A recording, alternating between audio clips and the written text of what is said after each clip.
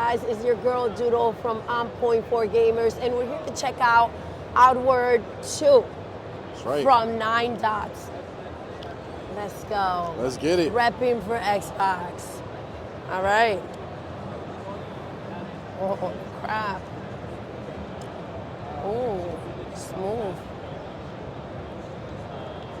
It looks really nice, It does. actually. Can you break? And you can't. No, you're not going to be breaking things here. No, it's static, bro. Yo, graphics are tight. Yes. Wow. Okay. Impressive.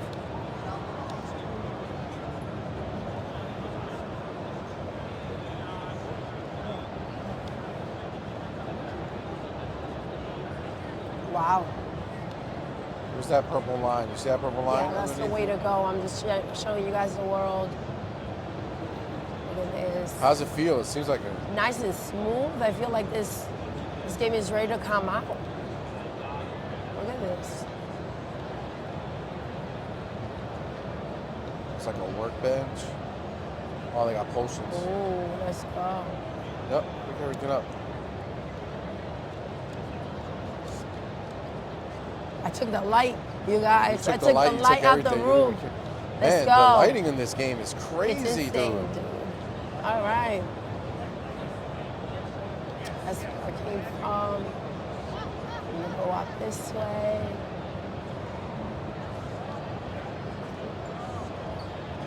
Oh, I'm trying to bust through the door. Apparently, it's not gonna come easy. Came from under there. Yeah, keep following that light to the next spot. Down over here. There's a sign right there. Is there? I read that sign before. You read that one? No, there's a different sign. Oh, there's a different one. Try out some weapons to see what works best for you.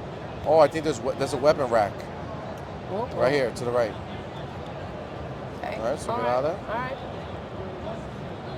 So you can see your spear, a mace. Can I take them all? I'm gonna take them all. Sword. That's right. Dagger. Let's be gritty. Any more weapons? All right. All right. We took them all. Took everything. All right. Left or right? Like. All right, go read that other sign. Read that sign right there. I always go to kick it first. You know, make sure it's a good sign. Oh, so you have like this. You took a lantern. That's why you took the light. Absolutely. I went in that room, took everything. Look at this. Really beautiful game. Yes. Gather, craft some supplies, keep an eye out for better gear. So you that will can make craft. combat easier. Okay. Thank you very much. There you go. Let's go.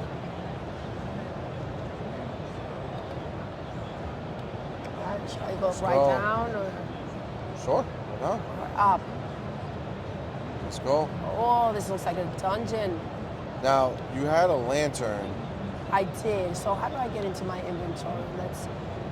Nope. No. There. All right. All right, the lantern should be somewhere.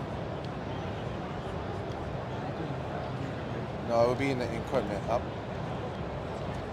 Is the lantern? No, that's bullshit. No, Right here. right Right there. here.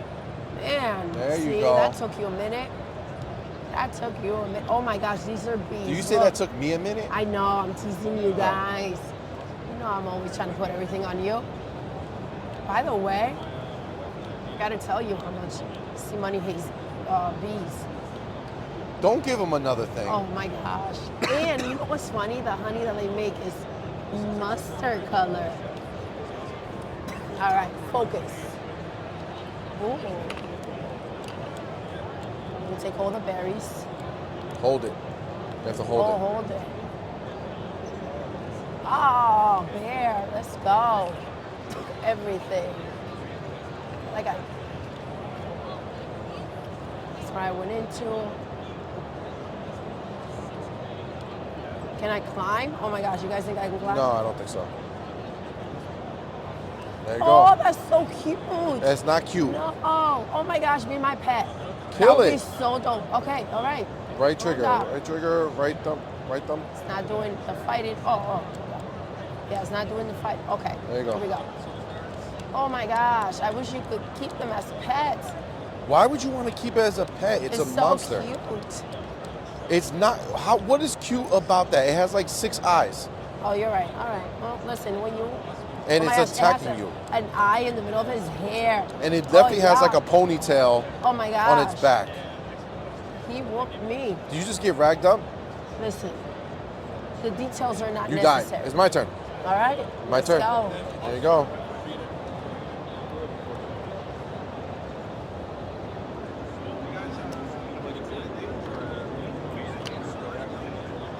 Let's go. My turn. Let's see. Shield. Shield.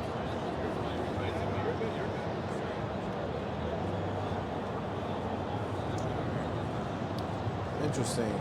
So, block, attack.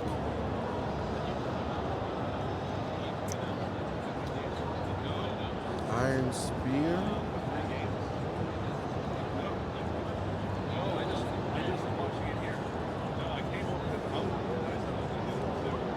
Okay. I'm doing a spear. Let's see. Crouch. Dip. Dip, dip, spin. Look at this is like high quality. Yes. I saw the trailers and then after when they released the Twitch. All right, you went down, I'm going up. All right. Get it. That was exactly what I wanted. Just more outward. So happy. Oh, snap. Oh, you got by the bees. I didn't get got, I just dodged them. Like they were nothing. That's funny. It'd be cool if you could dodge them in real life too. Why you gotta talk about real life? I'm just saying. There's no reason to throw a dig about real life. I didn't need to hear like more or bigger. I just Ooh. wanted like the same thing with like better. Take it all.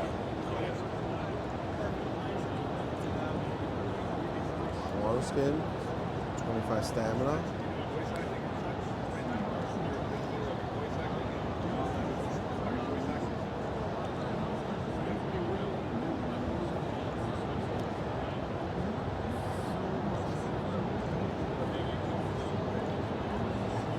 Is that a hand? Of bees. Look at these stupid bees. Oh, you can't attack the bees. So bees are not your friend in this game either, which is why we don't like them. Okay? Let me get my sword and shield back. Let's fucking go. I'm ready. Let's go. I love the graphics. I love the animation. This is fire. Let's go. Let's go. Dude, the lighting is crazy.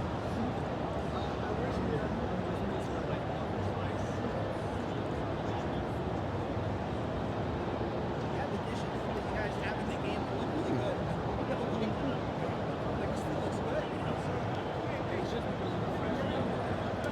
Let's go. Get him. You got me before. They don't even know. Oh, you knocked him out. Oh, he's back. Did he just Oh. He murdered me, you son of. All right, so they're deadly. Okay. They are. That was dope. Guys, this has been C-Money and Doodle. You saw us play. This game looks fire. We're about to go chat with the developer, see what this is all about. But I can tell you right now, I'm feeling the style, I'm feeling the quality of the graphics, the gameplay smooth. I'm ready to learn more.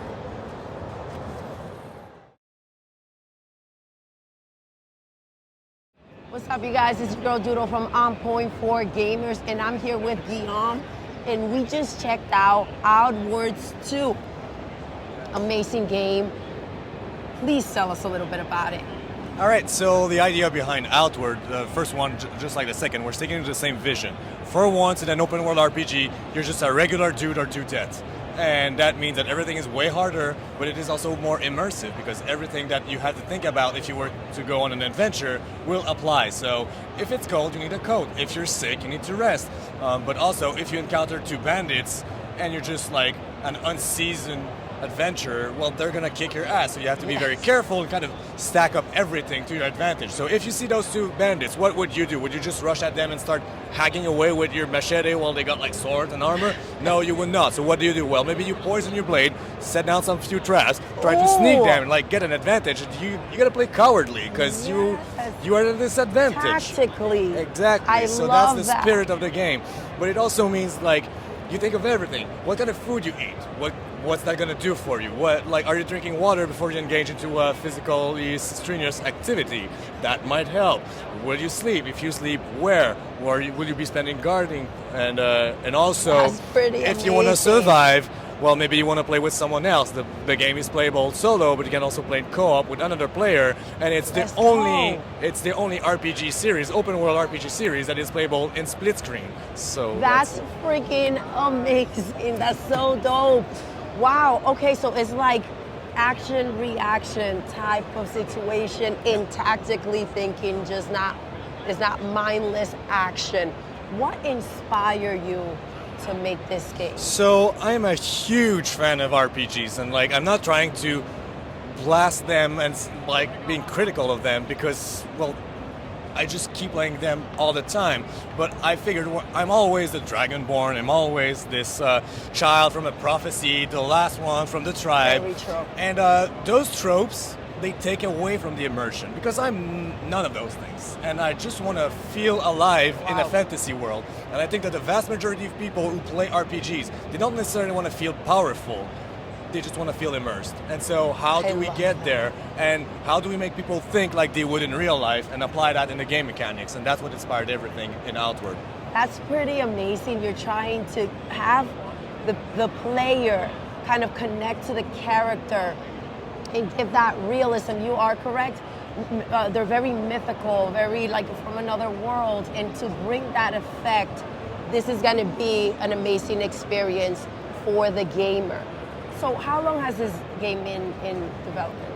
We've been working on it like full time since 2021, and we still have quite a way to go because just like the first one, we're really shooting for a very expansive amount of content. So we have like 4 different outdoor regions that all connect with a good amount of dungeons. We have 4 different cities. We have 3 different quest lines, and that's one thing that I find very interesting. You know, in Skyrim or Oblivion, the other scrolls, you can join a faction and be like the top dog in the Thieves Guild, and then you're the assassin who killed the Emperor, and then you are like the Archmage, but you're also the Dragonborn, right? You just like everything all at once, and that means like what choice did you make? You could just do it all. Yeah. When you play Outward, like you join one faction, the others are closed off. You just focus, and that's going to be your story. And if you want to live more of it, start a new character, and they will have a new and different story to tell. Where maybe you'll play a mage or a thief because you were like a warrior, and you get to experiment with all the game has to offer. I love that. It's very focused, mainstream, where you go ahead, you made your choice, and you're going to experience that throughout the entire game. Yes. Very focused. I love that. So what's the biggest difference between the first game and this one? So we decided to focus on 4 areas of development. The first one is combat. A lot of people complain about how clunky the combat is in Outward 1. That comes from budget constraints, that comes from a lack of experience, that comes also to just like what do you do when you only have 10 people, right? Yes. But now this clunkiness was not part of the vision. You don't need to have a clunky system to make it hard or to make it immersive. On the contrary, right? If I hold a sword and like this, I'm not supposed to have to commit to do that. Yes. So we just make it possible to cancel your actions into others. So you can kind of interrupt your own things with different hits, blocking, dodging, and I think if you've played with it, like you can tell it's very responsive and you It can is. very seamlessly move into from Very one action to the smooth. other. Yeah, Very, exactly. very So smooth. that's the one thing we needed to prove with that demo was just like, yeah, we actually can do that. The second aspect is narration. Outward One has a good story, but the way we tell it was lacking in a diversity of tools. We only had like text boxes with very limited voice acting, but now we're gonna go for longer quest lines, more branching choices, fully voice act, and we'll Oh, have yes. cutscenes. So like the RPG element, people who play RPGs tend to really love their stories, and we just want to get better at delivering them, and that's something we're really focusing on as well for Outward 2. The third one is better character creation. That's something that we were mugged for, and that's okay. Like that's deserved, that's fair. But it was very basic in Outward 1. This time we want to have like more customization, like more ways to look, and not have only ugly options. And also we make some choices about who we are early on that will affect your stats and some of the choices in dialogues that you have further on. So that way, whenever you start a new character, it's more exciting because you can just construct a new identity every time. Yes. And the fourth area of focus is make the world feel more alive. Once again, when you make an open world RPG with just 10 people, you can't just like flesh it out and have something everywhere always happening. But this time we're going to have a more vibrant world, like more dense vegetation, a bit more creatures. And in Outward 1, there was mostly just hostile encounters just rushing at you from anywhere. Now we're going to have like more praise and stuff like that. But also to keep it more alive, there's a day-night cycle, and people and creatures will react differently. So during night, you could find a pearl bird, and it's going to be sleeping in its nest, and you can backstab it. And that makes it feel like more reactive. Yeah, but also, we have a year-long calendar in the game. It's 8 months, so 4 seasons of 2 months. And so if it's winter, and like you gotta wait until it's something else. If you don't like the cold, that's fine. Just move on to a different, warmer region. Come back later. Love that. And what engine did you use for Outwards 2? And is it the same one that you used? We used to be in Unity, and we moved on to Unreal 5. So Let's we go. have excellent lighting, and it's been a difficult transition because we were a Unity studio. Like we spent 13 years working on Unity, and now we just shifted to Unreal. So it's a learning experience, but the results so far are quite promising. That's amazing. I'm so excited for that. And I do love, and I can understand how the Real Engine was able to help you kind of transition into those changes that you wanted to make from game to the other. Now, the voice acting, I love that you brought that up. It's so important. I feel like if the voice acting is right, the game is more engaging, and sometimes you just want to hear it play out. So I love that you made those choices. That's pretty amazing. When we were playing, we thought the game was almost done, releasing soon. So now I'm assuming you guys don't have a date yet. No, we don't. And platforms, we're not sure yet. So we don't want to announce which consoles yet. Just going to be very transparent as a businessman. Sometimes an exclusivity deal can actually help us just be better funded, maybe make a better game, but like limited access to some platforms. We will see, because discoverability is really hard. And sometimes if you get somebody who can help you just get out there to the audience, it helps. So I don't want to promise something and then take it away. I love I'm just that, going to keep yes. it closer to me. Absolutely.